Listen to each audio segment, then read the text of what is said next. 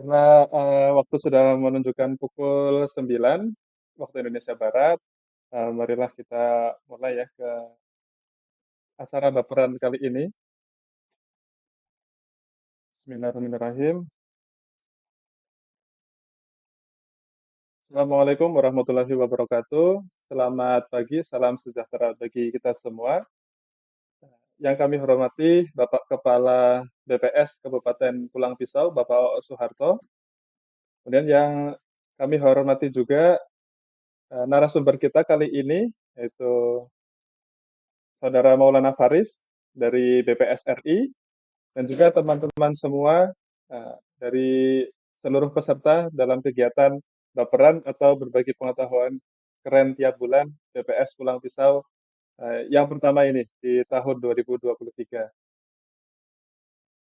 Sebelumnya, marilah senantiasa kita panjatkan puja dan puji syukur kehadirat Allah Subhanahu wa Ta'ala, Tuhan Yang Maha Esa, karena alhamdulillah di pagi hari ini kita dapat berkumpul dan juga menyelenggarakan kegiatan baperan atau berbagi pengetahuan keren tiap bulan yang sebenarnya kegiatan ini itu sudah pernah dilakukan launching pertama kali di tahun 2021, kemudian berlanjut beberapa kali, hanya saja setelah di tahun 2022 itu sempat vakum agak lama ya, karena berbagai kendala dan juga beberapa kesibukan maupun kegiatan yang ada di BPS, terutama di BPS daerah seperti itu.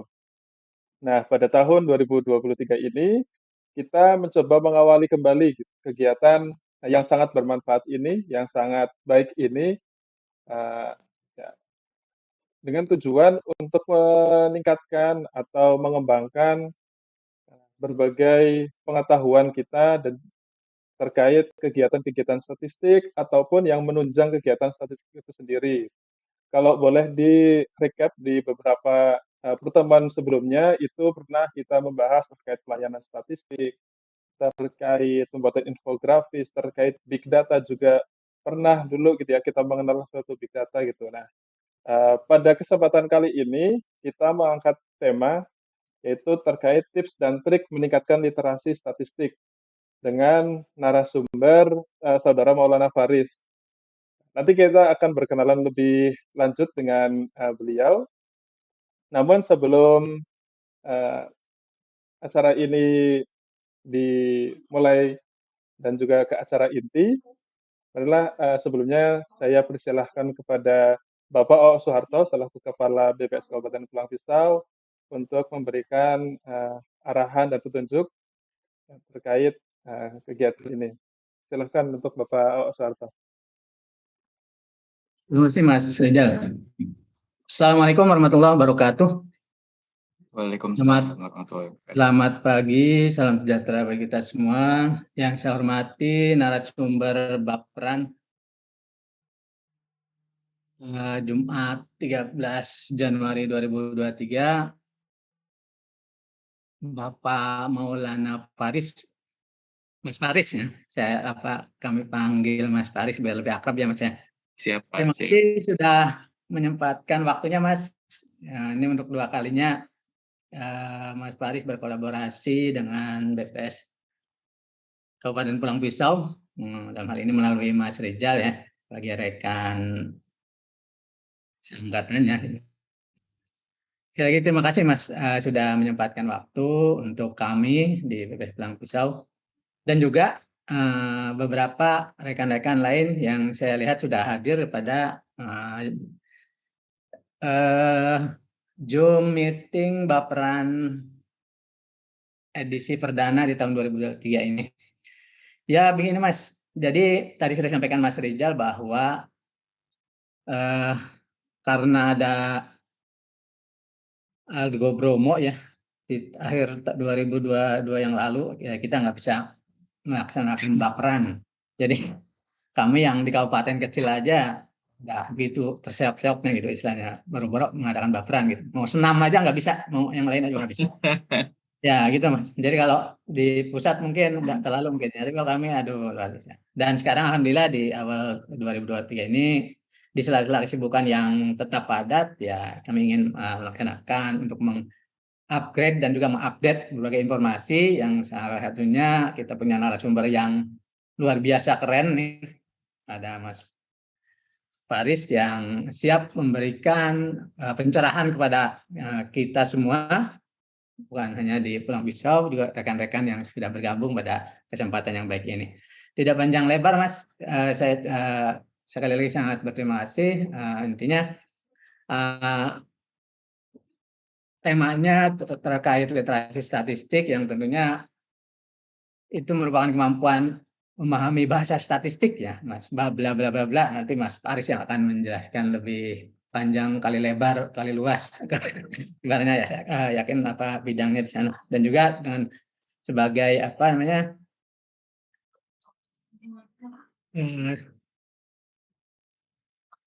leader dari ISLP apa tadi?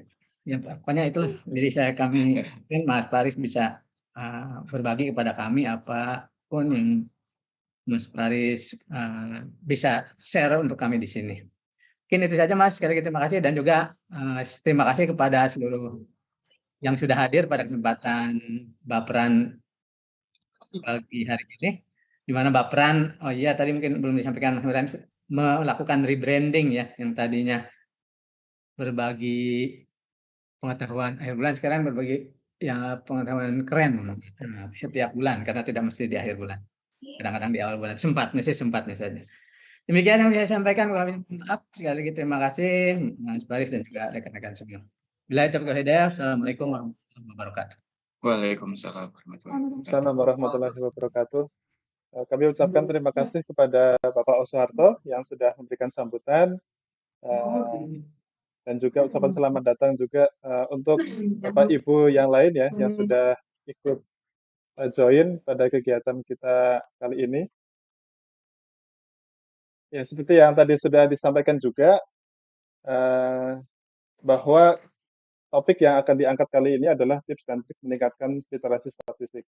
Kenapa sih ini penting gitu ya? Jadi BPS Pulang Pisau itu salah satunya mempunyai semacam tagline gitu ya. Ya selain akhlak dan juga tagline-tagline yang lain, yaitu terkait bahwa BPS itu mendata masyarakat dan juga memasyarakatkan data itu. Jadi tugas dan fungsi kita di BPS itu tidak hanya untuk mengumpulkan data saja, tetapi bagaimana kita bisa menyampaikan data-data tersebut yang kita punya ini kepada ya mulai dari stakeholder, misal pejabat atau Pemda gitu ya, dan juga kepada masyarakat gitu. Bagaimana kita mengemas berbagai data dan angka yang kita punya itu agar bisa dinikmati dan juga dikonsumsi oleh berbagai kalangan. Nah, oleh karena itu pada kali ini kita mencoba mengupas terkait tips dan trik meningkatkan literasi statistik dengan narasumber Mas Maulana Faris ini.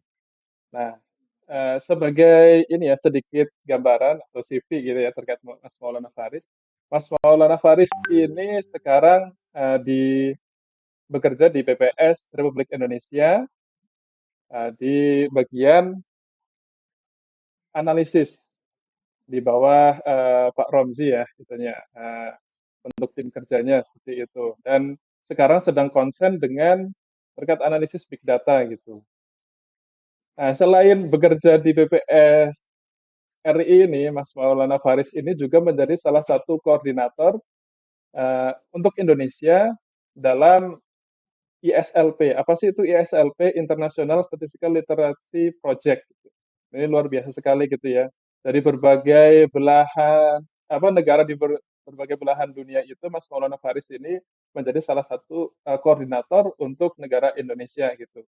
Jadi ya insya Allah nantinya untuk materi kali ini nih sungguh sangat cocok gitu ya.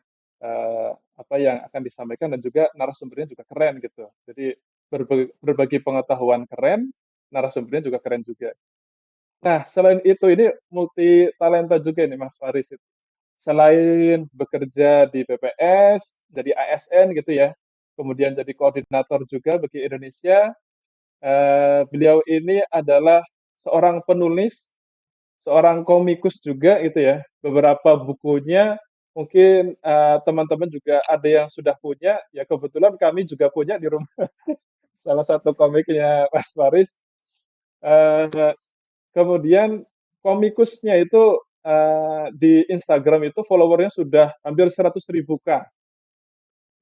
Mungkin teman-teman juga bisa follow nanti ya komiknya itu di eh, komik Faris gitu, di @komikfaris. Jadi seperti itu dan juga beberapa karyanya juga itu sempat di posting atau menjadi salah satu konten di media sosial BPS tentunya, misal beberapa komik gitu kan, dan juga menjalin kerjasama juga dengan saya lihat itu dengan Satgas ya Satgas COVID kemarin gitu ya, perubahan perilaku semacam itu gitu. Jadi ya insya Allah dengan kegiatan kali ini kita mencoba mengulik apa yang sudah Mas Faris ini eh, karya-karyanya gitu ya, yang sudah diciptakan oleh Mas Faris ini. Nah, eh, nanti rencana ada ya hadiah menarik gitu ya, yang akan dibuat nanti ada semacam kuis yang sudah Mas Maulana Faris buat. Nanti insya Allah di akhir mungkin setelah materi nanti kita akan kuis tersebut dan bagi Bapak Ibu yang beruntung insya Allah akan mendapatkan hadiah lah ya. Walaupun tidak seberapa, tapi semoga bisa apa ya bisa meningkatkan minat kita terhadap kegiatan kali ini. Jadi silahkan disimak baik-baik apa yang nanti akan disampaikan oleh Mas Faris. Nah, nanti teman-teman juga di tempat lain, kalau mau bertanya, nanti akan ada sesinya di akhir nanti setelah materi juga. Oke, tanpa perlu berpanjang kata lagi, sudah jam 9.15 kurang lebih waktu Indonesia Barat, saya persilahkan waktu dan tempat sepenuhnya untuk Mas Faris. Silakan Mas Faris. Terima kasih Mas Afrizal. Assalamualaikum warahmatullahi wabarakatuh. Mohon Waalaikumsalam. izin Pak Soeharto, Kepala BPS Pulang Pisau. Itu sering-sering kepleset salah ngomong Pulau Pisang, Pulang Pisau itu. Tapi bahasa Inggrisnya beda ya, Pulang Pisau. Iya, bahkan Back PPS Pusat home. kadang juga salah. Itu saya bener ya, betul.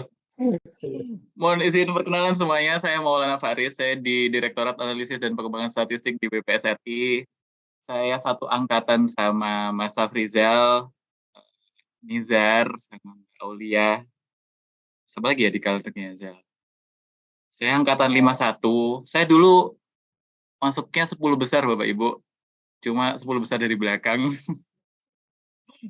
Jadi, ya, saya itu sebenarnya sering kasihan ya sama teman-teman yang pinter-pinter itu nilainya itu A semua. Kalau saya itu A ada, B ada, C ada, D ada gitu. Jadi lebih bervariatif lah hidupnya. Saya komikus juga, penulis juga di Instagramnya Faris. Saya kebetulan juga sejak 2021 jadi koordinator buat Indonesia untuk International Statistical Literacy Project. Itu di bawah ISI, di bawah International Statistical Institute, itu organisasi statistik dunia. Jadi itu ada di bawahnya lagi ada IAC, itu bagian literasi statistik. Di bawahnya lagi itu ada SLP, itu ada proyek khusus untuk meningkatkan statistikal literasi di masyarakat, kayak gitu. Apalagi ya? Saya pengen banget sebenarnya datang ke Pulang Pisau, cuman belum Recording in sempat aja. progress. Kalimantan ya. Saya kalau kalau ke Kalimantan tuh, apalagi ke Pulang Pisau ya. Saya tuh ingat waktu saya dulu ke Bangkok tahun 2018 2019. Jadi kalau boleh sharing ya Bapak Ibu. Jadi tiap tahun tuh ada konferensi-konferensi internasional yang mereka itu mendanai orang-orang atau bahkan NSO, orang-orang di NSO yang membuat paper tentang entah itu statistik ekonomi itu selalu ada event-event kayak gitu. Dan salah satu yang pernah saya datangi itu di Bangkok di Thailand. Kalau saya lihat di Bangkok itu saya selalu ingat Kalimantan. Di Bangkok itu sungainya itu kayak jadi transportasi utama perekonomian di sana gitu. Jadi mereka itu bisa memanfaatkan sungainya itu jadi entah itu wisata, transportasi utama, jadi kayak angkot-angkotnya itu naik perahu gitu di sana itu. Saya berpikir, kenapa ya Kalimantan tuh nggak bisa jadi kayak gitu ya, padahal itu kayak jadi potensi besar ya. Saatnya pulang pisau mungkin, suatu saat mungkin kalau Mas Nizar jadi bupati mungkin Mas Nizar bisa Menjadikan pulau pisau menjadi seperti Bangkok. Itu mungkin perkenalan dari saya. Apalagi ya? Udah kali ya. Kita langsung main game dulu kali ya Bapak Ibu. Jadi ini akan ada di Kahoot. Jadi ntar lagi kita akan main game di Kahoot. Bentar, kayaknya saya kesambung. Jadi nanti akan ada 3 soal, cuman 3 soal, tapi kayaknya sulit banget kayak mungkin membingungkan karena jawabannya juga cuman dua pilihan jawaban antara iya dan tidak. Jadi teman-teman akan memilih 2 jawaban. Nanti akan ada setiap soal itu akan ada video yang ditayangkan. Teman-teman akan menilai video tersebut dan menjawab pertanyaannya. Mungkin kita coba mulai ya. Coba saya.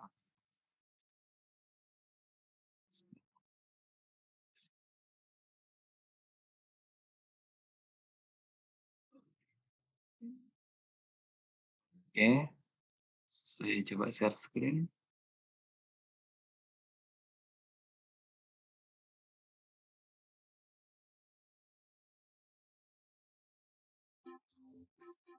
Sudah terlihat, Bapak Ibu? Sudah, Pak. Oke, mari kita bermain. Menjawab 3 soal sebelum kita memulai materi hari ini. Karena ini sangat-sangat berhubungan erat dengan apa yang akan kita pelajarin hari ini. Tentang literasi, statistik. Hadiahnya dari Mas Afrizal ya, Mas? Afrizal, pisang goreng, Zal. Kalau dari saya mungkin tepuk tangan ya, Bapak Ibu. Terus sejauh ini, kalau boleh jujur, ini selalu jadi bahan saya untuk sharing, entah itu di pusat atau di tempat lain. Dan sejauh ini jarang sekali yang bisa menjawab semuanya benar. Nanti di setiap video saya juga akan sedikit menjelaskan tentang video tersebut ya Bapak Ibu. Mungkin bisa menjadi informasi tambahan untuk Bapak Ibu untuk menjawab atau mungkin bahkan jebakan. Tapi ini sangat menarik, sangat-sangat menarik.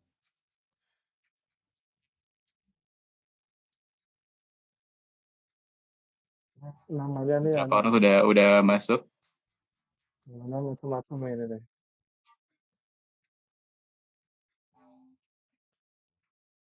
Jadi nanti ketika soalnya keluar, nanti sepertinya sih harus dipencet play ya videonya sebelum agar bisa mulai videonya.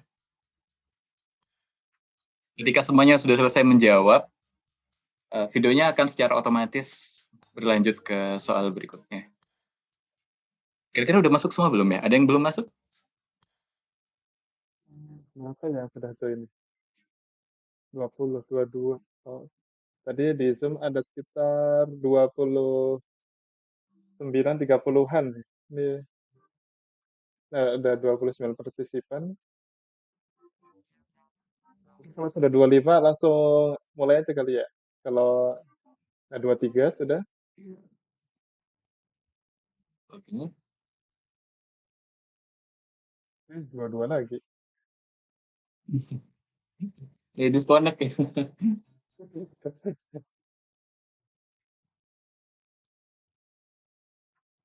Ya, 23. Tunggu 1 menit kalau aneh. Boleh. Silakan ya masih mau bergabung. Cuma 3 soal tuh jangan takut Bapak Ibu. Tapi bikin deg-degan sih kayaknya. Mulai katanya tuh. Mulai nih. Udah nih, ada yang masih mau nambah? Ada yang masih terkendala? Mulai aja kayaknya sudah. Oke. Oke, saya hitung sampai 5 ya. 5, 4, 3, masih ada. Masih ada lagi? 2, 1. Kita mulai ya. Siap ya Bapak Ibu? Oke. Selamat mengerjakan.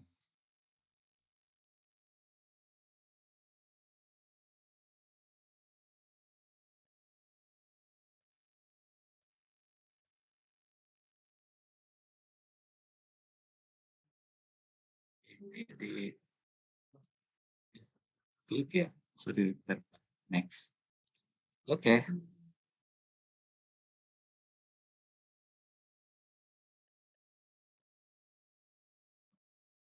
Ini adalah sebuah video yang diupload di BBC, di YouTube officialnya BBC.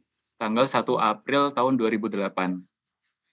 Silakan dijawab, apakah informasi di video ini benar atau salah?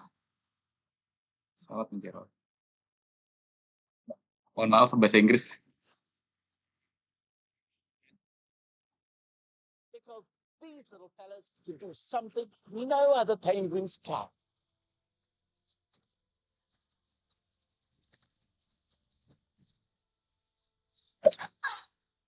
Isn't that amazing?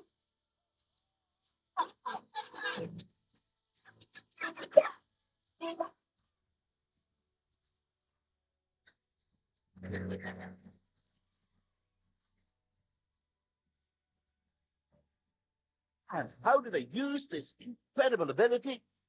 Well, they fly thousands of miles, rainforests of South America. Ini untuk merayakan Penguins International Day kalau nggak salah.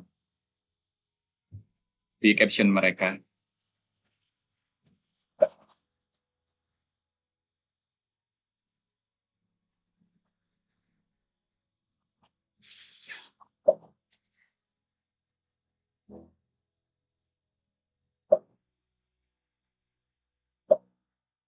Silahkan dijawab.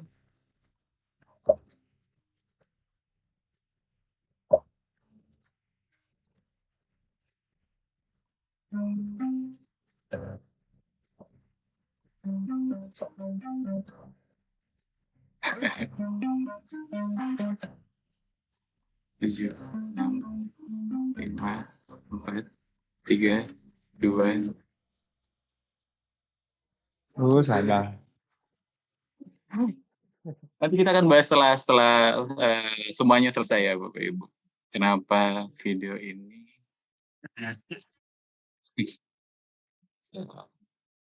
Yang selanjutnya. Oh, siapa nih yang paling tinggi nih? Ikut-ikut aja, oke, followers. Terus di posisi kedua Ren dan posisi ketiga DR. Kita mulai video berikutnya. Siap. Selamat mengerjakan.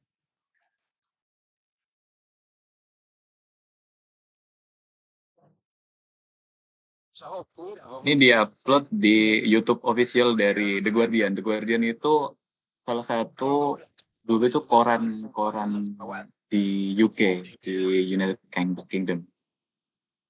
Ini menceritakan tentang Pentagon yang mengupload video UFO, Unidentified Flying Object.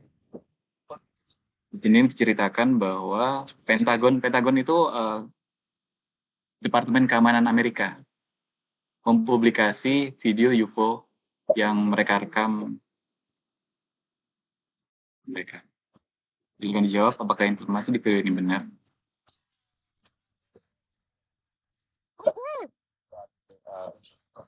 Ini diupload tahun 2020 kalau tidak salah. Februari 2020 kalau tidak salah. Saya lupa tanggalnya.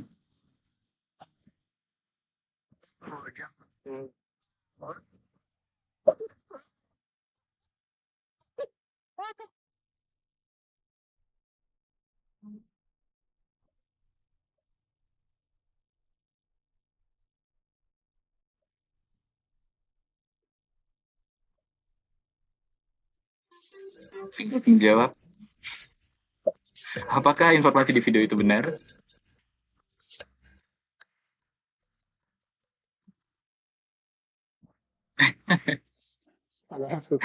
Sulit ya.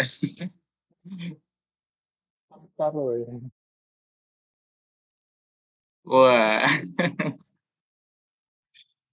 Sekarang posisi tertinggi Ren, kedua Twing Twing, dan ketiga DR. Nanti kita akan bahas kenapa video tersebut benar. Untuk soal terakhir, semuanya udah siap ya. Ini kayaknya yang paling sulit, jadi siap-siap ya Bapak Ibu. Mungkin bisa agak ada jump scare, jadi mungkin yang punya penyakit jantung bisa di agak menjauh dari layar laptop. Oke, 1, 2, selamat mengerjakan. Ini adalah video yang diupload di menurut yang mengupload, ini adalah video di Palembang, anak durhaka yang menendang ibunya waktu sholat sehingga mendapat kutukan menjadi seperti ini. Apakah informasi di video ini benar? Silakan dijawab. Ini adalah salah satu video yang paling populer di tahun 2000-an kalau tidak salah waktu itu. Bersama dengan beberapa video lain yang mungkin segenre.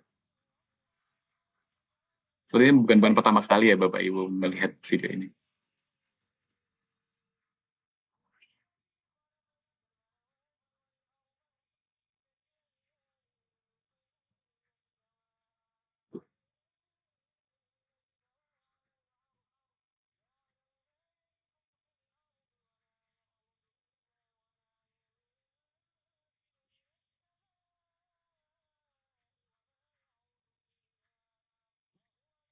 Berasa nostalgia zaman sekolah. Ini gara-gara ini gue rajin sholat nih. Oke. Silakan dijawab Bapak Ibu. Apakah informasi di video benar atau tidak?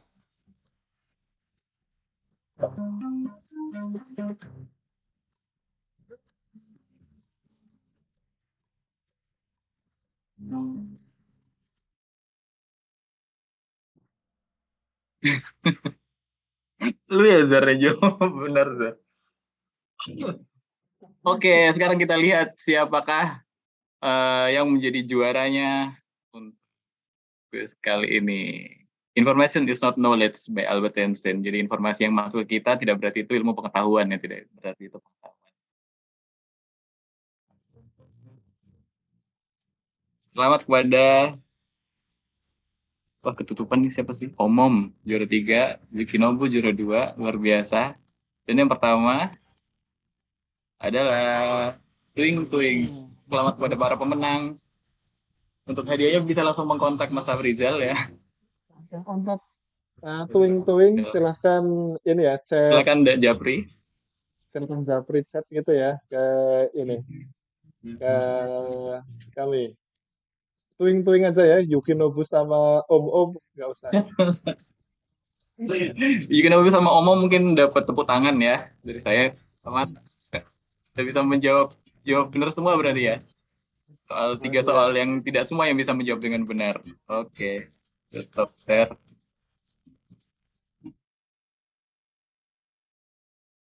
Oke. Sekarang kita masuk ke materi. Kita bahas satu-satu ya.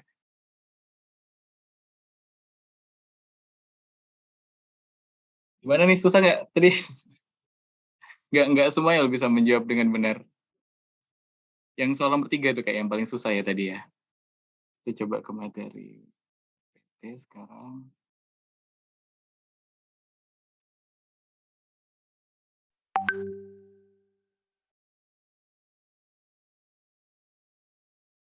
Oke, baik. Jadi kita akan mungkin lebih ke sharing ya, teman-teman. Jadi nggak berarti sih, tapi saya izin untuk sharing apa aja yang saya tahu dari yang saya pelajari tentang literasi 4.0 itu judulnya, jadi biar gimmick, aduh biar gimmick.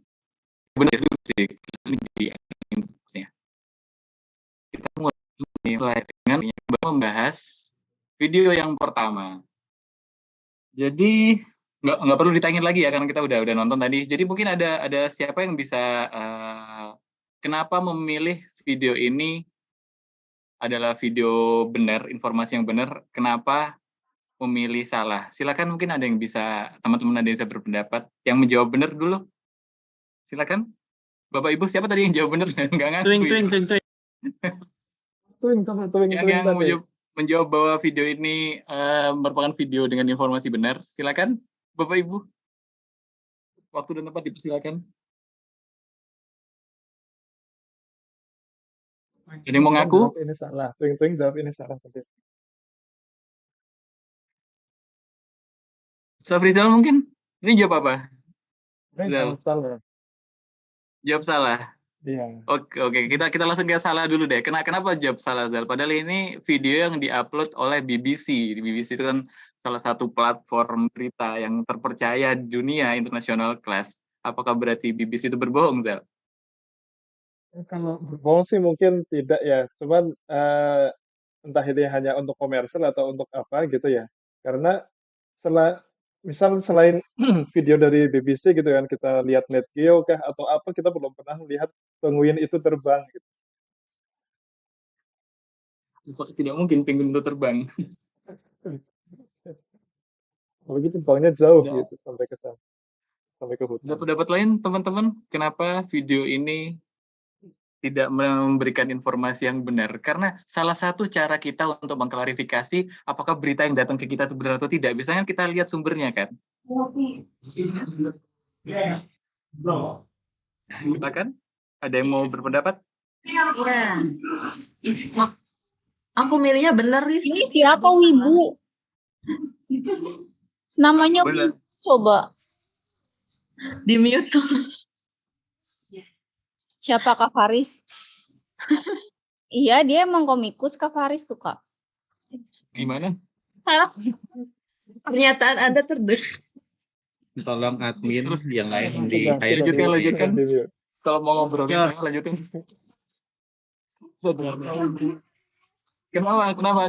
Kenapa Lia? Kenapa pilih benar? Soalnya aku belum pernah melihat kan videonya. Terus tadi Ya. bener banget kan males mikir kan karena nyambi nih. Lihat dari BBC kan. Oh ya. Iya. Terus sekali aja kan aku dapat ilmu yang nggak tahu sebelumnya. Tapi ada spesies apa yang bisa terbang sejauh itu. Nah itu tadi makanya aku milihnya banget. Exactly, ya benar. Jadi itu ya yang sulit ya di era internet ini. Aku pribadi juga ketika ada sumber berita datang, aku pasti lihat sumbernya dari mana nih, terpercaya atau enggak. Di sini BBC kan nggak mungkin berbohong ya. Tapi faktanya video ini tidak memberikan informasi yang benar. Tapi ada satu kunci yang menunjukkan kalau video ini adalah one of the biggest prank on the world. Ada yang tahu nggak apa? Bukan tentang penguinnya bisa terbang atau enggak. Ada satu informasi penting di slide ini yang menunjukkan 1 April benar. Jadi ini adalah April Mop. Jadi ini BBC sedang ngeprank memberikan berita di 1 April 2008. Dan itu jadi one of the biggest prank on the world. Jadi semua orang ketipu waktu itu karena ramai banget. Karena nggak mungkin BBC berbohong, ternyata ini sebuah prank terbesar. Tuh. Tapi secara morfologi emang penguin nggak bisa terbang ya teman-teman. Morfologi dari sayapnya itu tidak untuk menggunakan udara untuk terbang. Tapi itu lebih kesulit sebenarnya, bukan sayap. Kita lanjut ke video kedua. Ya ini Faris ya.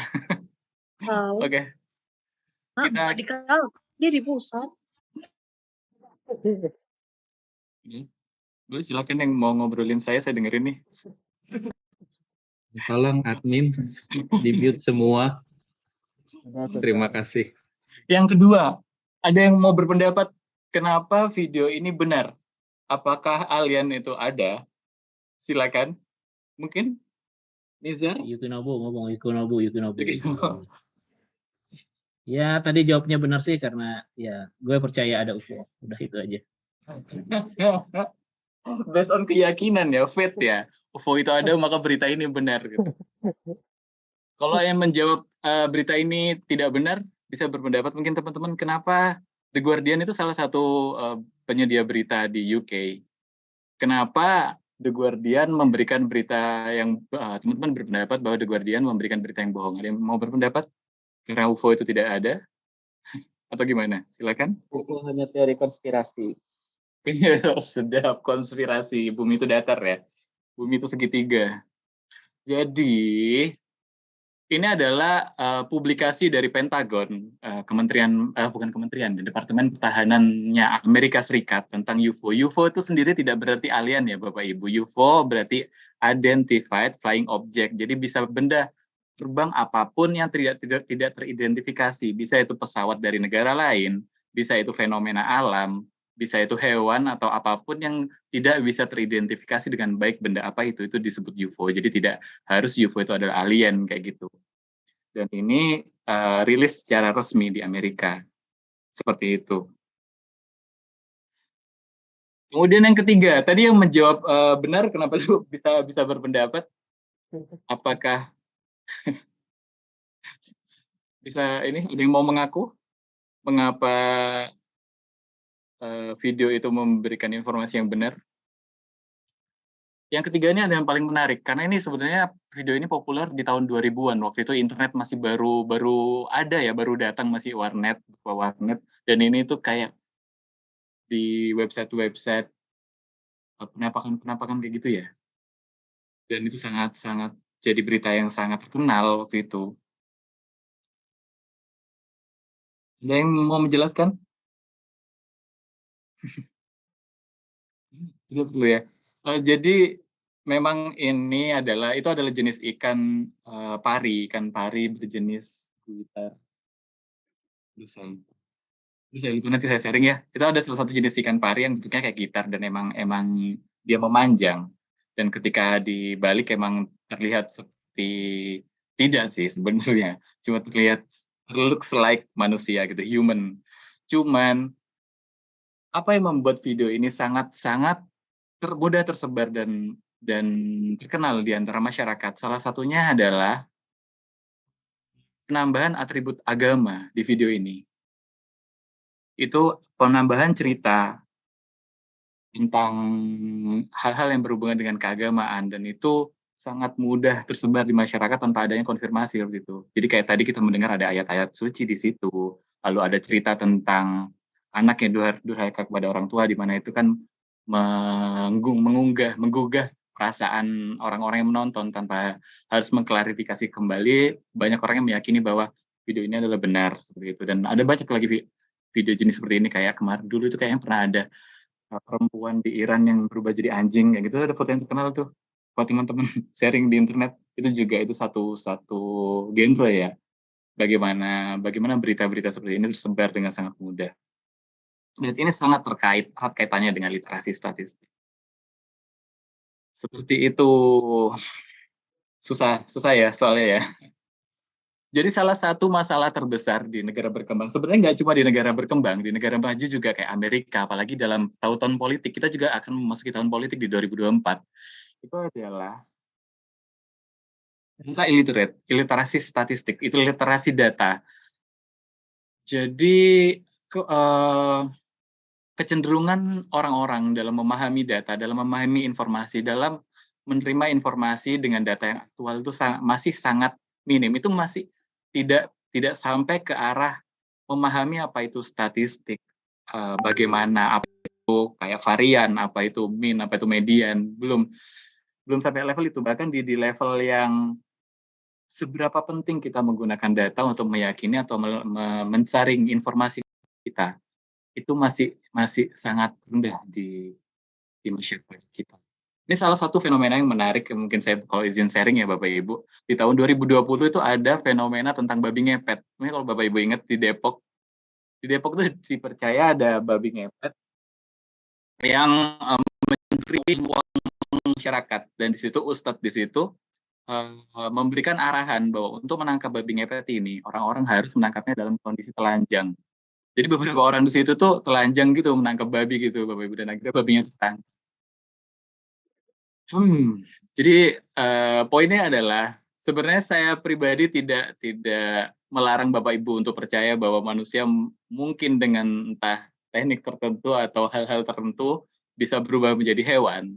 Tapi yang ingin saya katakan adalah ketika informasi ini datang ke kita, ada babi ngepet di Depok gitu. Yang pertama kali kita harus lakukan adalah mengecek datanya. Kayak siapa saksi matanya, apakah ada data secara visual atau gambar yang memperlihatkan manusia tersebut berubah jadi babi, ataukah ini cuman opini publik seperti itu. Dan efeknya bisa sangat berbahaya. Bapak Ibu bisa bayangkan psikologis orang-orang yang telanjang tadi. Jadi mereka sudah terlanjur gitu ya. Jadi mungkin ada malam-malam ibu-ibu lagi mau belanja atau beli beras gitu ya, terus lihat bapak telanjang mau nangkep babi, itu serem sekali ya. Dan itu sekali lagi di sini ada peran orang yang memanfaatkan agama dalam memberikan informasi ini, kayak Pak Ustadz tadi, dengan beberapa kepentingan yang mungkin entah ya, atau kepentingan yang ingin dia capai gitu, dan akhirnya diketahui bahwa itu hanya penipuan seperti itu. Yang sangat sedih, saya melihat beberapa status di media sosial teman-teman BPS juga sangat meyakini bahwa babi ngepet ini asli gitu. Teman-teman BPS yang kerjanya di tempatnya data, ya, tempatnya statistik, di mana kita harus mempunyai literasi statistik yang bagus, literasi data yang bagus dalam menyaring informasi. Ternyata kita nggak setinggi itu literasi statistik. Ini sangat menarik. Ciptalah sebuah fenomena yang disebut post-truth society. Mungkin Bapak Ibu udah pernah dengar post-truth society itu bahasa Indonesianya pasca kebenaran ya, berita masyarakat pasca kebenaran. Jadi ini tuh kata ini tuh populer di Oxford tahun 2016. Post-truth society itu berarti ketika masyarakat kita lebih mempercayai berita yang dapat menggugah perasaan mereka dibandingin berita yang mengandung data yang akurat. Lebih ke informasi verbal tanpa harus konfirmasi. Ketika masyarakat itu lebih percaya ke arah situ, itu jadi semacam masyarakat yang mudah sekali dipropagandakan seperti itu. Dan mungkin kalau kita tarik ke belakang ya, ada banyak sekali peristiwa di Indonesia yang bahkan hingga pertumpahan darah yang didasari oleh berita palsu atau berita bohong. Kan beberapa hari kemarin kita dengar Pak Jokowi mendeklarasikan bahwa di Indonesia ada 12 pelanggaran HAM besar, di mana itu semua didasari oleh informasi yang bohong. Separah itu, sekacau itu. Bahkan kalau kita tarik ke belakang lagi, Belanda menggunakan politik divide et impera, memberikan berita bohong untuk memecah belah kita. Jadi post-truth society itu efeknya bisa sangat kacau untuk sebuah negara, untuk sebuah masyarakat. Kebalikannya dari post-truth society itu adalah data-driven society, di mana masyarakat secara general menggunakan data dan statistik sebagai dasar pemikiran mereka, dasar penyaringan informasi yang mereka dapat, dan dasar pergerakan dari masyarakat tersebut. Dan itu tercipta suatu masyarakat yang efektif dan efisien. Perekonomian akan bergerak, masyarakat tidak mudah dibohongi, tidak mudah dipropaganda, dan menjadi sebuah masyarakat yang sangat maju. Disitulah ada peran kita sebagai National Statistical Office di Indonesia, BPS. Sangat banyak, apalagi di 2 tahun, 3 tahun ke belakang ketika pandemi COVID-19 datang ke dunia, itu kayak tiap hari ada berita bohong yang kita dapat, entah itu di WhatsApp keluarga, entah itu di internet. Bahkan yang saya sedih itu, kalau saya boleh cerita ya Bapak Ibu, waktu itu masih awal-awal COVID-19, saya itu sedang sholat Jumat gitu, kalau nggak salah ya. Itu penceramahnya itu bercerita bahwa COVID-19 itu disebarkan lewat 4D, gitu, lewat 5D, lewat sinyal-sinyal global, elit global, kayak gitu-gitu. Dan itu kan untuk masyarakat kita yang memiliki literasi yang statistik yang cukup rendah, itu sangat berbahaya ya. Jadi kayak mereka jadi disinformasi tentang COVID-19, kita jadi COVID-19 justru lebih mudah menyebar di masyarakat dengan literasi statistik yang sangat rendah.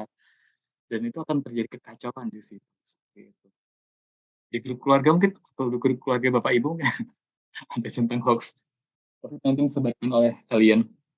Dan itu memunculkan sebuah pertanyaan besar ke diri kita masing-masing mungkin. Are we physically literate enough? Apakah kita cukup memiliki literasi statistik yang cukup gitu untuk menilai mana berita yang benar dan mana yang berita salah? Kita bisa melihat di bagaimana kita mengerjakan 3 soal tadi. Sesulit itu menyaring untuk menyimpulkan apakah suatu informasi itu benar atau tidak.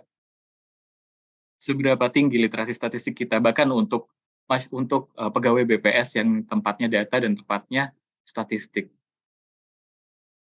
Menjadi pertanyaan kita bersama. Kalau kita tarik di undang-undangnya, jadi menurut Undang-Undang Nomor 16 Tahun 97, Bab 2 Asas Arah dan Tujuan Pasal 3, kegiatan statistik diarahkan untuk meningkatkan kesadaran masyarakat akan arti dan kegunaan statistik. Dan itu diulang kembali di Bab 9, Pembinaan Pasal 32, di poin H, meningkatkan kesadaran masyarakat akan arti dan kegunaan statistik. Jadi sebenarnya meningkatkan literasi statistik dan data di masyarakat itu salah satu tugas dari BPS, dari NSO Indonesia. Dan ya, itu salah satu tugas kita harusnya. Jadi itu salah satu tanggung jawab kita ketika mungkin tetangga kita lebih percaya pada hoax daripada pada informasi yang benar gitu. Itu tanggung jawab kita tuh. Kalau misalnya ada masyarakat kita yang ada tetangga kita ya, atau keluarga deh, dari keluarga di WhatsApp keluarga kita yang percaya dari informasi yang tidak ada datanya sebenarnya. Salah satu tanggung jawab dari BPS sebenarnya. Meski sebenarnya kita lihat Saya itu selalu menggambarkan BPS atau NSO ini bukan permasalahan di NSO BPS aja ya, Bapak Ibu. Ini NSO di seluruh dunia. Jadi saya itu selalu menggambarkan NSO itu National Statistical Office itu sebagai toko roti, toko kue. Kita selalu berkonsentrasi tentang bagaimana cara membuat kue yang enak, bagaimana cara membuat kue yang bergizi mungkin. Tapi kita cenderung lupa bahwa kita juga harus memikirkan bagaimana cara menjual kue ini ke masyarakat. Bagaimana masyarakat mau membeli kue kita kalau mereka nggak tahu kalau kue kita enak gitu.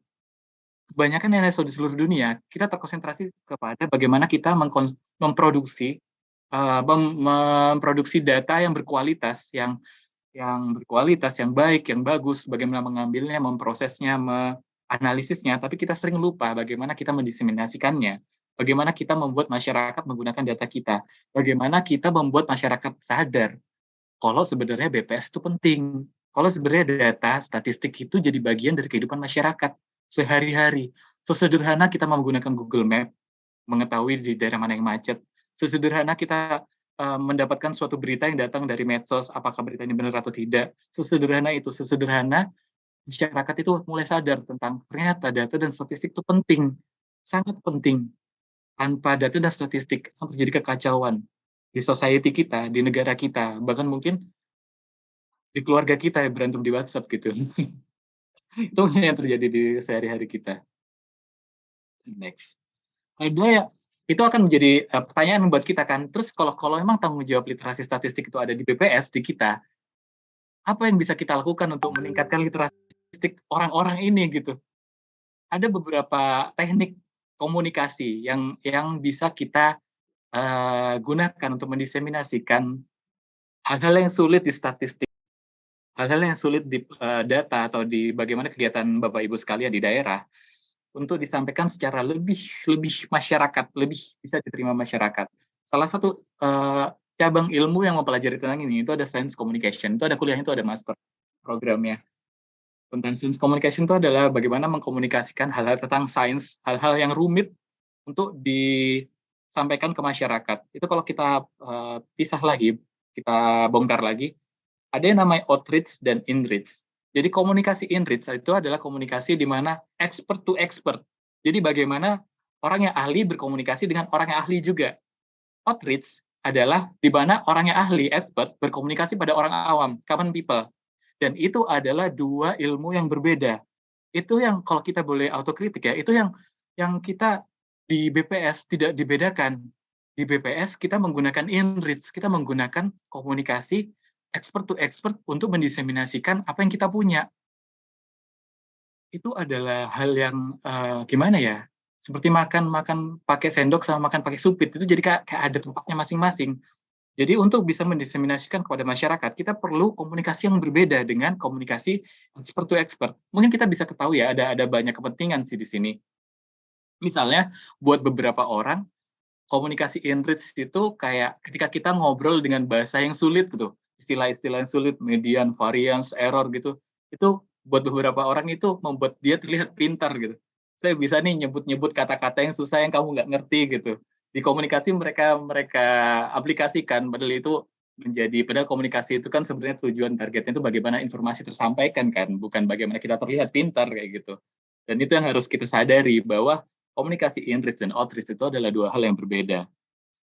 Dan kita harus bisa memisahkan itu. Jadi inreach itu contohnya jurnal, paper, publikasi kita itu cenderung inreach tuh. Publikasi yang lebih ke metodologi ya. Jadi kalau publikasi atau paper-paper kita dibahasakan ke bahasa masyarakat, itu menjadi sangat tidak efektif. Jadi kayak terlalu banyak kalimat panjang yang untuk menjelaskan sebuah kata tertentu. Jadi sangat efektif ketika kita menggunakan inreach, itu benar. Tapi ketika outreach, kita tidak bisa menggunakan kata-kata sulit untuk menjelaskan kepada masyarakat. Karena itu akan jadi gap di sana. Informasinya tidak akan tersampaikan dengan benar. Bahkan masyarakat cenderung menjauhi karena masyarakat kita kan tidak suka belajar ya sebenarnya. Kalau di medsos itu kan hal-hal yang mengajari itu justru menjadi sesuatu yang dihindari oleh masyarakat. Masyarakat itu lebih suka hal-hal yang tidak terlalu banyak menggunakan pikiran untuk mencernanya seperti itu. Kita harus tahu, kita harus membedakan antara inreach dan outreach dalam setiap diseminasi kita seperti itu.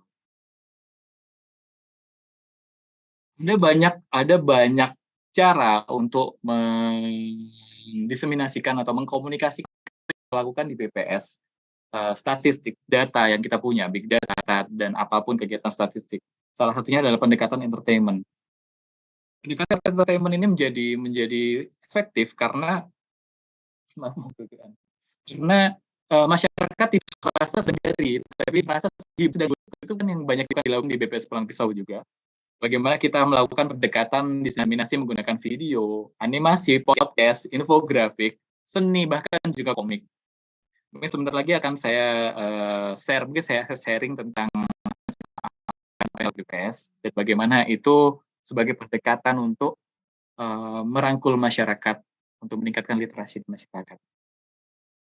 Sebelum ke situ, ini akan jadi ceritanya sangat menarik. Ada yang tahu Bapak Ibu ini lukisan apa? Ini adalah lukisan di gua di Kabupaten Maros. Maros itu Sulawesi Selatan ya? Ya, Sulawesi Selatan ya? Selatan. Sulawesi Selatan. Jadi di Indonesia itu ternyata kita itu sudah berkomunikasi secara visual. Ini untuk Bapak Ibu ketahui, FYI. Jadi di gua-gua di Maros itu lukisannya itu ada lukisan berburu, lukisan tangan, bahkan lukisan layangan. Itu umurnya udah hampir 40.000 tahun. Artinya masyarakat kita, peradaban kita sudah menggunakan komunikasi visual sejak 40.000 tahun yang lalu. Waktu itu baru diketahui tuh kalau ternyata layang-layang itu udah ada di Indonesia di 40.000 tahun yang lalu gitu. Leluhur kita tuh udah main layangan gitu. Itu kalau kita bandingkan, bahkan peradaban di Mesir, piramida Giza aja itu dibangun 4.000 tahun yang lalu. Kita udah punya komunikasi visual sejak 40.000 tahun yang lalu. Jadi Indonesia itu jadi kayak sebuah peradaban yang sudah memanfaatkan komunikasi visual untuk berkomunikasi tentang menceritakan berbagai macam hal. Itu sangat menarik. Ini salah satu infografis yang udah yang BPS buat ya. Ini kalau nggak salah infografis Indonesia dalam infografis ya. Itu kan sepertinya di BPS Pulang Pisau juga udah membuat publikasi tentang infografis yang udah dipresentasikan juga ya Zel ya. Mungkin pertanyaannya seberapa efektifkah infografis itu sebenarnya? Ini adalah infografis karya salah satu teman kita pegawai BPS yang sudah resign dari Kalimantan Barat.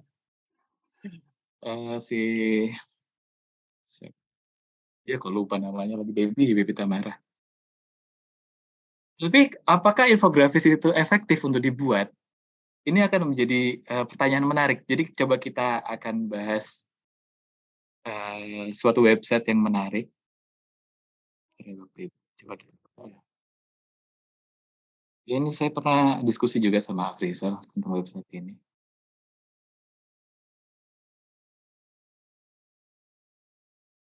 Kenapa 13 alasan kenapa infografis menjadi suatu cara yang efektif dalam menyampaikan informasi. 13 reasons. Kelihatan kan Bapak Ibu? Apakah layarnya kelihatan? 13 reasons? Masih PPT gambarnya. Oh, masih PPT. Maaf. Saya harus stop share dulu ya.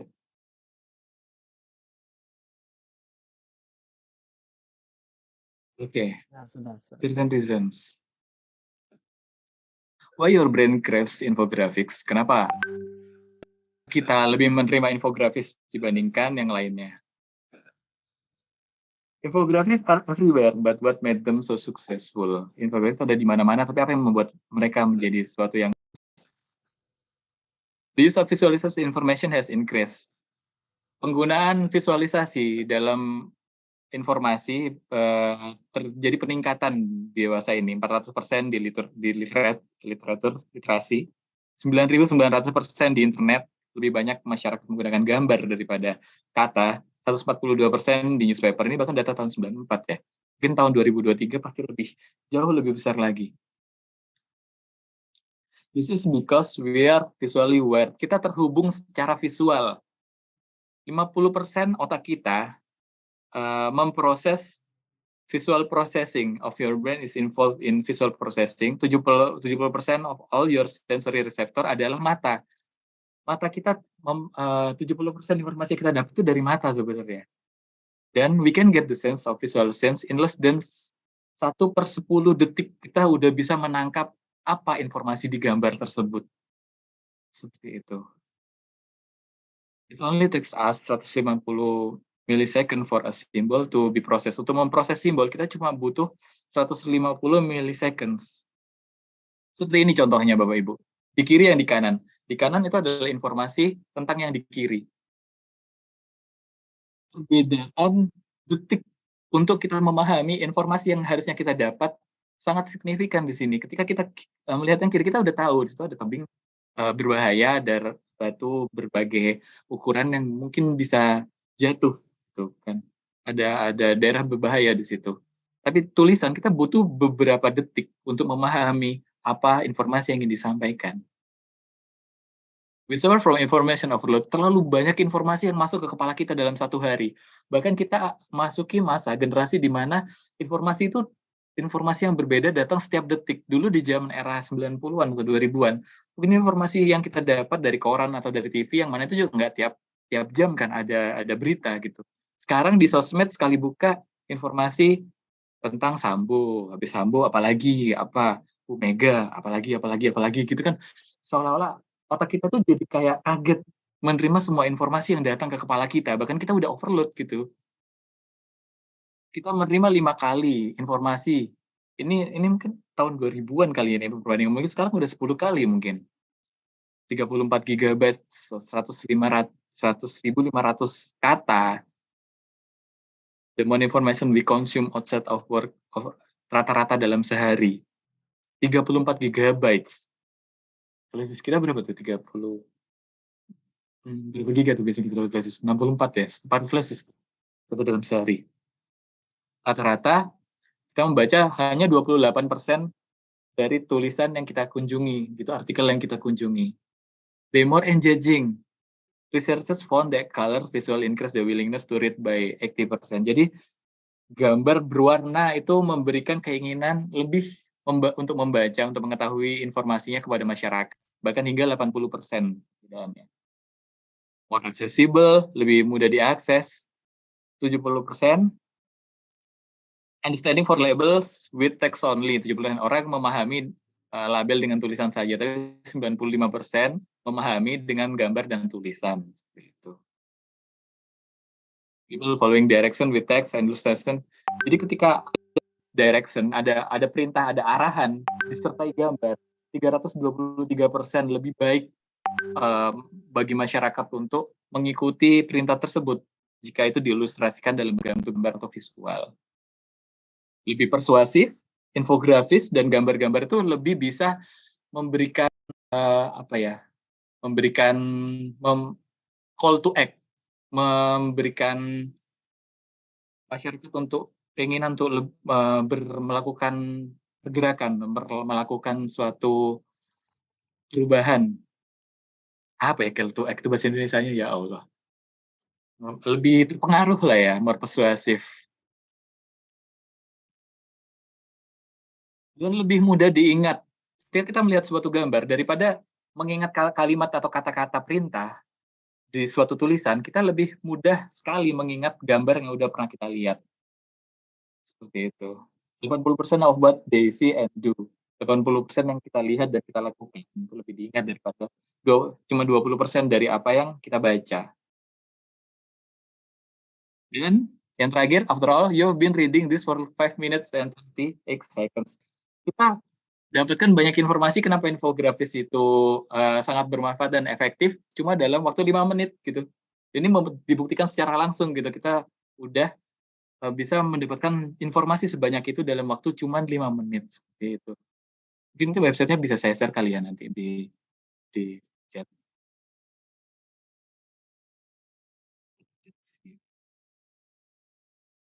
Itu kembali ke slide. Ini sampai jam berapa ya Zal ngomong-ngomong?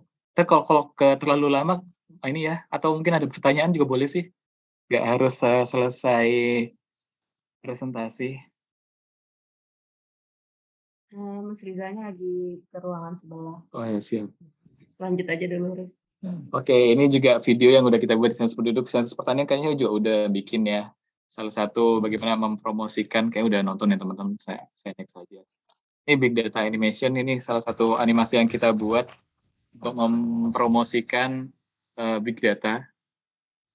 Hai semua, selamat datang di podcast Big Data BPS. Ada banyak cara Jadi, untuk BPS mengeluarkan publikasi Big meningkatkan Data engagement ke membantu masyarakat. berbagai sektor sosial ekonomi selama pandemi COVID-19. Dan ini penelitian komik, ini yang kita kerjakan di BPS Pusat juga, tentang Big Data. Ini mungkin yang menarik, mungkin biar kita bisa ngobrol dulu, biar nggak saya doang yang ngomong. Salah satu, karena saya komikus, mungkin bisa sedikit sharing tentang komik. Salah satu kelebihan komik dibandingkan media lainnya. Ada nggak mungkin teman-teman yang ingin menggambarkan, menceritakan gambar apa ini? Bisa silakan teman-teman. Biar kita sharing nih. Boleh mungkin? Open mic? Open mic. Kan stand up comedy open mic. Kan bagi teman-teman yang mau mencoba menafsirkan gambar yang ada di ini dipaparkan. Hidungnya lagi nyium bunga, kayak menghirup dalam-dalam bunga gitu loh, Kak. Gambar kedua. Kalau gambar pertama? Iya, kalau gambar pertama kayak dia kayak, oh aku menemukan bunga nih, gitu. Coba Senang gitu. Ekspresi yang 3 garis di atas kepala tuh kayak ekspresi senang gitu sih kalau aku nangkepnya. Oke. Coba Mbak Dina ceritain dari awal sampai akhir. Mungkin nggak? Coba dari aku ya, Kak. Jadi menurutku kalau dari gambar yang sebelah kiri, ini kan orang tuh, terus dia ngelihat kayak menemukan suatu bunga di depan dia. Terus dia kayak tersenyum, mukanya senyum gitu. Dan ada kayak yang 3 garis di atas kepala tuh menurutku kayak menggambarkan rasa senang gitu. Terus lanjut ke gambar kedua, dia langsung mengambil bunganya. Terus ada 3 garis di bawah hidungnya tuh kayak yang menghirup dalam-dalam bunganya gitu, kayak dia senang mencium wangi bunga. Terus ada ekspresi senyumnya juga, sama kayak matanya kayak tertutup gitu saking dia menikmati wangi bunga itu. Kayaknya gitu sih kalau menurut aku, Kak. Oke, makasih Mbak Dina. That's the point. Mbak Dina tadi sempat ngomong bahwa orang tersebut mengambil bunga itu, benar ya? Iya, Kak. Padahal tidak ada gambar orang tersebut mengambil bunga itu. Iya. Itu yang menarik dari komik, bahwa gambar pertama adalah orang yang melihat bunga, dan gambar kedua adalah orang mencium bunga. Di kepala kita, orang tersebut mengambil bunga itu. That's the magic of comic. Jadi di kepala kita, gambar ini bergerak. Jadi dia melihat bunga, di kepala kita dia mengambil bunga, lalu dia menghirupnya. Itu salah satu kelebihan dari media komik. Jadi komik itu, jadi kalau kata salah satu penulis tentang komik, sebenarnya magic dari komik itu bukan di cerita dan di gambarnya, tapi di celah antara panelnya. Di celah antara panelnya itu, di kepala kita gambarnya itu bergerak. Ada informasi yang kita interpretasikan, dan itu yang nggak ada di media yang lain. Seperti itu. Makasih ya Mbak Dina. Iya, Kak. Kita next. Dan ternyata mungkin teman-teman ada yang berpikir bahwa kayaknya komik di BPS, komik di si Faris ini bikin komik kayaknya biar dia ngehindarin kerjaan-kerjaan ngitung-ngitung analisis gitu deh kayaknya. Oke, teman-teman. Jadi sebenarnya statistik di komik kan itu sudah ada di berbagai negara. Salah satunya terkenal adalah Larry Gonix, itu kayaknya ada di perpustakaannya STIS kalau nggak salah. Ini salah satu komikus tahun 90-an kalau nggak salah, komik yang terbit yang menceritakan tentang literasi statistik. Jadi ini ilmu pengetahuan yang dikemas dalam bentuk komik. Kalau kita lihat dalamnya seperti ini. Ini sebenarnya materi yang sama kayak di buku Kohran kita ya kalau nggak salah ya, tentang statement lift, tentang data quality. Jadi di komik itu diceritakan bagaimana statement lift itu biasanya apa ya? Batang daun ya. Batang daun, bagaimana itu di statistik dan bagaimana kualitas statistik, apa itu mean, apa itu statistik, bagaimana kita menggunakan statistik itu diceritakan dalam bentuk komik. Seperti itu. Jadi sudah ada gerakan literasi komik statistik di dunia ini. Dan ternyata nggak cuma dia aja. Di Jepang juga, The Manga Guide to statistik. Jadi udah ada komiknya tuh, komik yang menceritakan tentang statistik. Dan nggak sesederhana tentang statistik dasar aja. Bahkan regression analisis regresi, yang sebenarnya kalau di SIS dianggap sederhana juga sih ya.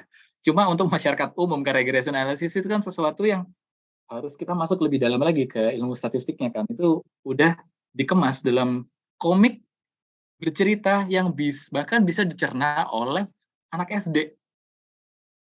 Sedalam itu mereka, dan ini nggak cuma di Jepang juga, di Korea juga saat ini buku-buku sains komik itu sedang digalakkan di sana. Kalau kita misalnya ke Gramedia atau ke toko buku, kita bisa ngelihat kayak komik Y, mungkin teman-teman pernah lihat tuh. Itu tuh komik Y itu komik yang gaya penceritaannya tuh untuk anak-anak, targetnya anak-anak. Tapi materinya kayak big data, blockchain, bahkan blockchain. Bayangin yang kita mungkin temuin setelah kita kuliah tuh. Itu udah dipelajarin di anak-anak SD sana dengan kemasan yang sangat anak-anak gitu. Mereka udah punya dasar pemikiran apa itu blockchain, apa itu big data, apa itu virus, apa itu budaya, apa itu culture, apa itu mesin, apa itu machine learning. Itu udah ditanamkan dari kecil dengan kemasan yang sangat anak-anak seperti itu. Disitulah peran komunikasi yang kita butuhkan untuk menyampaikan, untuk menanamkan, bahkan menginvestasikan pengetahuan tentang statistik. Ini isinya tuh. So let me give quiz. Temperature is data numerik, kayak judo rank is data kategorik gitu. Bayangin kita udah memahami jenis-jenis data dari kita SD tuh. Yang mana kita baru semester 1 waktu itu kan tahu, oh ini namanya data numerik, oh ini namanya data kategorik, numerical, kategorikal gitu. Itu jadi sangat-sangat menarik. Dan itu bagaimana mereka menginvestasikan pengetahuan tentang statistik, literasi statistik sejak anak-anak dini, sejak dini. Itu mungkin yang masih kurang di kita ya. Masuki sekolah. Ini yang kita lakukan di BPS Pusat, komik Big Data. Ini juga rilis di newsletternya ISLP, dan lagi dibuat, semoga bisa jadi cetak bukunya juga sih. Sama yang kanan itu kemarin tentang promosi UN Big Data Hackathon. Jadi kita kerjasama sama PBB itu, sama teman-teman UN, tentang mempromosikan hackathon yang di Jogja kemarin, yang kita jadi tuan rumah buat hackathon ke-7 ya, kalau nggak salah ya. International Hackathon. Terus itu kita promosikan lewat komik gitu. Dengan nuansa lebih lokal, sekalian mempromosikan budaya kita, dan cara kita berkomunikasi, dan merangkul lebih banyak orang. Informasi untuk sampaikan dari sekedar website aja gitu. Storytelling menjadi sesuatu yang sangat penting. Jadi gak cuma kita berpikir, oh komik itu efektif ya, ya udah kita bikin komik tentang statistik, udah. Sayangnya tidak sampai di situ. Jadi perjalanannya masih sangat panjang, apalagi di media sosial. Kita butuh storytelling, kita butuh cerita, kita butuh memasukkan informasi yang ingin kita sampaikan ke dalam sebuah cerita. Ada masalah di situ, misalnya komik big data, kita masukkan permasalahannya. Emangnya kalau nggak ada big data kenapa? Emangnya apa sih kebutuhan yang bisa kita jawab dari big data? Permasalahan itu disampaikan dulu, dan kita memberikan solusi lewat big data atau lewat statistik. Ada cerita di situ, dan masyarakat sangat suka. Masyarakat kita sangat suka diceritain. Kita perlu memasukkan sebuah cerita dalam diseminasi atau komunikasi kita, dan itu lebih efektif. Sesederhana cerita 3 babak, permasalahan, pengenalan, permasalahan, dan solusi. Sesederhana itu aja. Itu aja udah memberikan engagement yang cukup, membuat masyarakat memperhatikan apa yang ingin kita sampaikan. Dan salah satu apa ya, rahasia lagi bagaimana menyampaikan sains dengan sangat menarik dan efektif dan mudah diingat adalah science as comedy. Ketika kita memasukkan komedi di dalam postingan kita, di dalam diseminasi kita, di dalam suatu konten yang ingin kita komunikasikan ke publik, memasukkan komedi itu menjadi daya tarik yang sangat kuat di masyarakat, karena masyarakat merasa mereka sedang dihibur, dan mereka lebih mudah mengingat karena ada perasaan di situ. Ada refleks tawa di situ, ada semacam sesuatu yang bisa mereka ceritakan kepada orang lain. Dan itu menjadi semacam senjata, salah satu senjata komunikasi yang paling efektif ketika kita memasukkan komedi dalam komunikasi yang ingin kita sampaikan. penggunaan sosial media, saya pikir sih ini ya, teman-teman udah sampai ke level ini. Kalau saya boleh sharing kemarin, jadi di tiap tahun itu ada yang namanya Conference Communication and Dissemination Statistic. Jadi kita ada konferensi teman-teman NSO itu membuat paper tentang diseminasi dan komunikasi statistik. Salah satunya BPS Pulang Pisau pernah berkontribusi di sini. Itu diadakan oleh UNIC, itu UN-nya Eropa. BPS Pulang Pisau pernah salah satu yang pernah berkontribusi di event ini. Dan faktanya kita itu Indonesia ya, khususnya, dan beberapa negara lain itu beberapa langkah lebih maju dalam sosial media. Jadi di Eropa itu masyarakat tidak terlalu menjadikan sosial media itu sebagai komunikasi yang penting. Jadi saya sempat terlibat diskusi dengan beberapa teman-teman di NSO di Europe. Mereka masih fokus pada chat. Itu saya cukup surprise ya. Ternyata kegabutan kita di sosial media itu lebih maju gitu. Membuat kita beberapa langkah lebih maju dalam mengkomunikasikan sesuatu di sosial media gitu. Itu suatu kebanggaan ya. Nah, teman-teman baik-baik gabut ya. Rekomendasi, build a team, maintenance. Ketika kita berbicara tentang sosial media, kita berhadapan dengan apa yang namanya algoritma. Algoritma itu mengharuskan kita, apalagi yang sekarang ya, algoritma Instagram, YouTube, TikTok, sekarang mengharuskan kita untuk mengupload konten secara rutin, berkala, dan terschedule dengan baik untuk mendapatkan engagement masyarakat yang tinggi. Dan itu benar-benar harus dipikirkan bersama-sama. Ini International Statistical Literacy Project, kalau saya boleh izin memperkenalkan. Jadi dia itu di bawah IHC, di bawah ISI. Jadi diketuai oleh Reia Helenius. Kadang kalau kita rapat tuh pakai bahasa Spanyol. Jadi kalau saya rapat tuh saya sering kayak lagi nonton Amigos. Kayaknya pernah nonton Amigos. Beda-beda ini ya, beda generasi ya. Jadi dulu itu lagi populernya sinetron-sinetron dengan bahasa Spanyol. Ya, telenovela. Oh iya, siap. Ada yang ngaku ya? Selamat ya. Dulu Semaria, ya ampun. Dan Goes By. Jadi kebanyakan sih mereka pakai bahasa Inggris. Jadi mereka itu kayak mengadakan berbagai project untuk meningkatkan literasi statistik di masyarakat internasional. Ini salah satu yang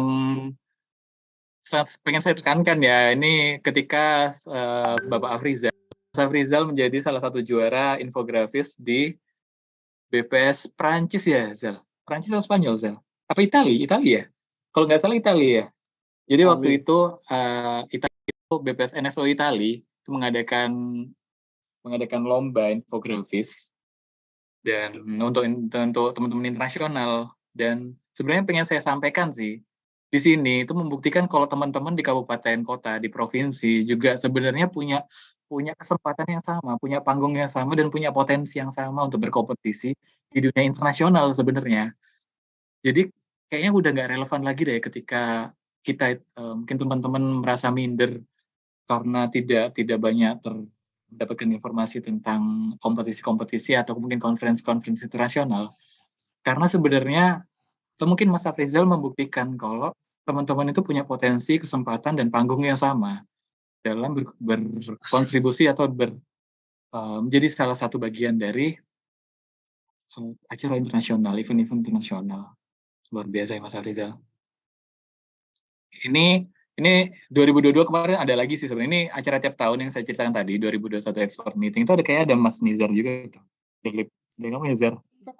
Itu 2021 Expert Meeting Dissemination Communication Statistic itu setiap tahun biasanya akhir tahun ada.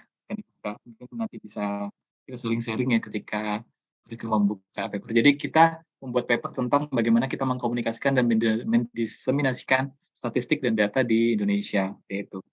Dan itu terkumpul banyak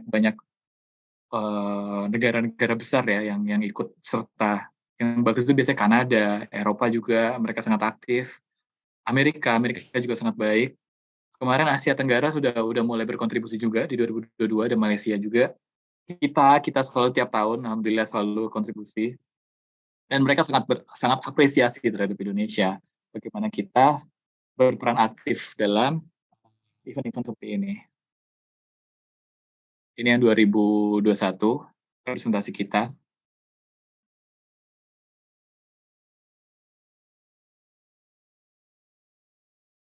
Itu aja mungkin yang bisa kayak saya sampaikan Bapak Ibu pagi hari ini. Aduh, saya ngomong banyak banget ya. Mungkin kita bisa lanjut ke diskusi. Terima kasih, semoga bermanfaat. Silakan jika ada yang ingin didiskusikan dan ditanyakan. Saya kembalikan ke Bapak Afrizal.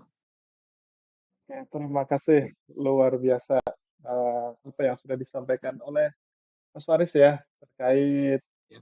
banyak sekali gitu terkait pentingnya statistik, terkait pentingnya literasi statistik dan berbagai macam cara bagaimana kita itu bisa mengkomunikasikan ya statistik itu kepada masyarakat gitu. Jadi salah satu insight-nya tadi yang saya ini adalah terkait enrich outreach itu. Ya kita memang kadang karena data itu mungkin sulit untuk dicerna gitu ya.